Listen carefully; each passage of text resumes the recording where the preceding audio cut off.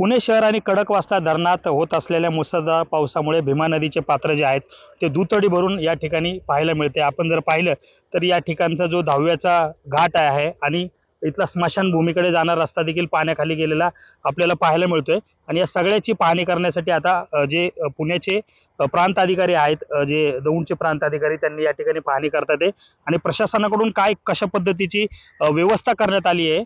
साहेब, नेमकं प्रशासनाकडून काय व्यवस्था करण्यात आली आहे आणि पाणी कितीपर्यंत सोडलेलं आहे? आपल्याला माहिती आहे, मागच्या 2 दिवसापासून दौंड तालुक्यामध्ये आणि सगळीकडेच मोठ्या प्रमाणावर पाऊस पडत आहे। आणि आज जर पाहिलं तर सायंकाळी 4 वाजता 1,14,000 क्युसेक्सनी नदीपात्रातून पाणी सोडण्यात आलेलं आहे।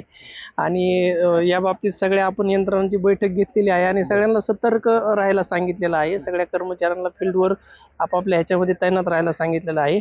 आणि नागरिकांनाही मी या निमित्तानं विनंती करतो की आवश्यकता नसेल म्हणजे विनाकारण कुणी पाण्यात उतरू नये आणि आपणही देखील सतर्क राहून प्रशासनाशी संपर्कात राहू आणि सगळ्यांना एकत्रित राहून मदत करावी, प्रशासनाला सहकार्य करावं।